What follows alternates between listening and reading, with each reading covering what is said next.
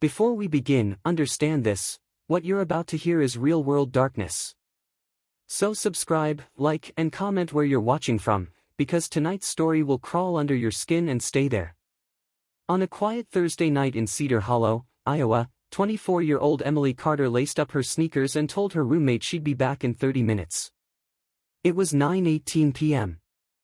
The air was cool, the streets nearly empty, and the neighborhood considered safe enough for unlocked doors and porch lights left off.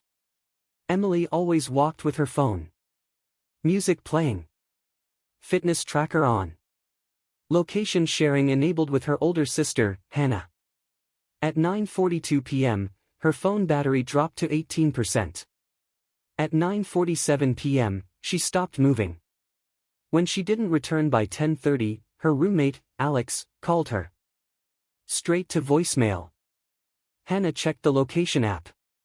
The signal blinked near a wooded walking trail just 3 blocks from Emily's house. Police found her phone at 2:13 a.m. It was lying face up in damp grass near the edge of the trail. The screen was cracked but still glowing. And it was still recording.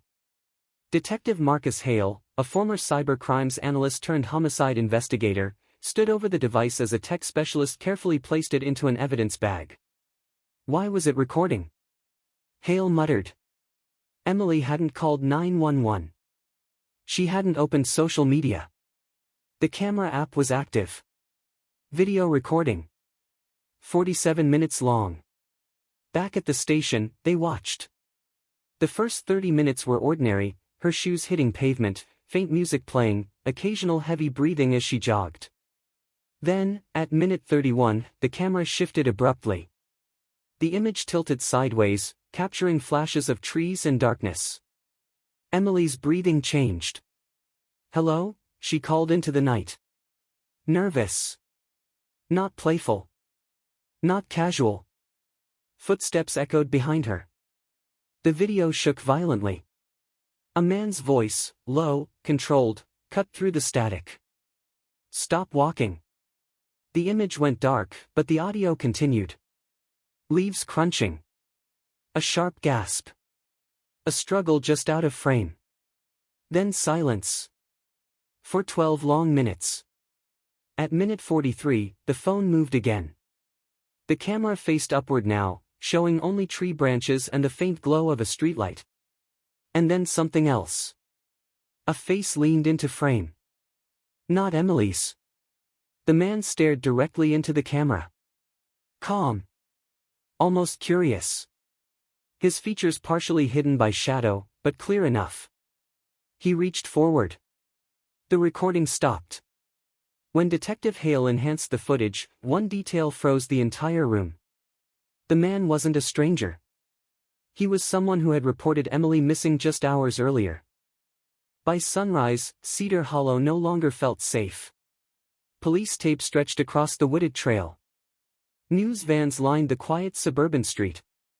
Volunteers gathered in parking lots, holding printed photos of Emily Carter's smiling face. And standing at the center of it all was Daniel Reed.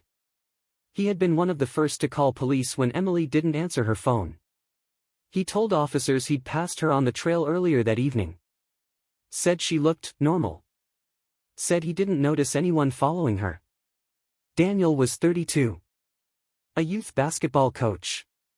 Lived 2 houses down from Emily. Friendly. Reliable. The kind of neighbor people trusted with spare keys. Detective Marcus Hale didn't believe in coincidences. He sat across from Daniel in an interrogation room that smelled faintly of stale coffee and cold air conditioning. "You reported her missing at 11:06 p.m., Hale said calmly. "That's fast for a neighbor." Daniel shrugged. "Her roommate knocked on my door. I was just helping." "You walk the trail often?" "Sometimes." Hale slid a still image across the table. A freeze frame from the video. The man's face partially visible beneath the streetlight. Daniel's jaw tightened, just for a second. "That could be anyone," he said. Too quickly. Forensics recovered partial shoe impressions near where the phone was found. Size 11. Athletic tread pattern. Daniel wore size 11. But so did thousands of men in Cedar Hollow.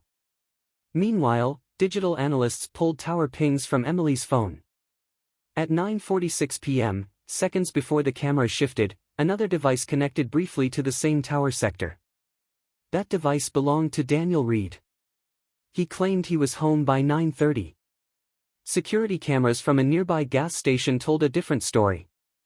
At 9:52 p.m., Daniel's dark SUV passed through the intersection 2 blocks from the trail. When confronted, he adjusted his timeline. Said he went out for a drive to clear his head. Then something stranger happened. The original 47-minute video file on Emily's phone was no longer intact. When investigators re-examined the device, the final 2 minutes had been corrupted, overwritten by a system glitch that shouldn't have been possible without manual interference. Someone had tried to erase something. And then Hannah, Emily's sister, made a call that changed everything. Through tears, she told Detective Hale about Emily's recent fear. She said someone had been messaging her, Hannah whispered. From a fake number. They knew where she walked. What she wore. They said they were watching. Police traced the messages.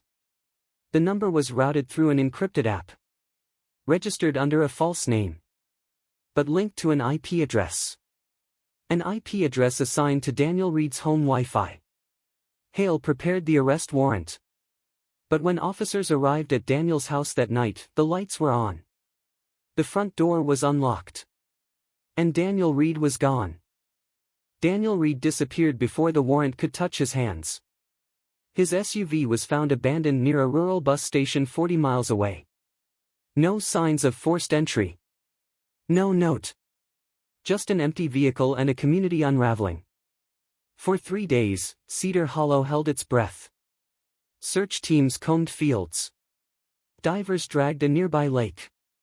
National media picked up the story, replaying the still image from Emily's phone over and over again, the shadowed face beneath the streetlight. Detective Marcus Hale focused on what criminals often underestimated: digital ghosts. Daniel had wiped his laptop. Factory reset. Clean. But cloud backups don't forget. Forensic analysts recovered fragments of deleted search history, remote trail entrances, police scanner frequencies, battery drain rates during video recording. He had studied how long a phone could film before dying. He had planned something. Then came the break no one saw coming. A state trooper in Nebraska pulled over a man sleeping in his car at a highway rest stop. The license plate didn't match the vehicle registration. The driver handed over an out-of-state ID. It wasn't Daniel. But when the trooper ran facial recognition through the system, the alert flashed red. It was him, thinner, clean-shaven, trying to become someone else. Daniel didn't resist arrest. Back in Iowa, under interrogation, he denied harming Emily. Claimed the video was misunderstood. Said he found the phone and panicked. There was someone else out there, he insisted. You're chasing the wrong man. But the final piece of evidence crushed that narrative. Emily's smartwatch. It had been overlooked at first, its battery long dead. But once charged, it revealed heart rate data synchronized to the exact moment of the recording. At 9:48 p.m., her pulse spiked to 178 beats per minute. At 9:49, it flatlined. But one detail made Detective Hale's stomach drop. The watch had captured ambient audio for emergency detection. The final words recorded weren't Daniel's commands. They were Emily's. Through breathless panic, she whispered a name. Daniel, why? Confronted with that, Daniel finally broke. Not with rage. Not with confession. But with something colder. She wasn't supposed to recognize me, he said quietly. He admitted to stalking her for months, creating fake numbers, learning her routines. He believed that if he controlled the moment, he controlled the story. He didn't account for the devices. The jury returned a guilty verdict within hours. Cedar Hollow tried to heal. Memorial candles replaced police tape. The trail reopened. But 3 months later, in a neighboring county, a woman reported receiving anonymous messages from a hidden number. They knew her walking route. They described what she wore. And the account sending them? It had been created 2 weeks after Daniel was arrested. From inside a state correctional facility. If you think this story was intense, you're not ready for the next one, hit subscribe so you don't miss it.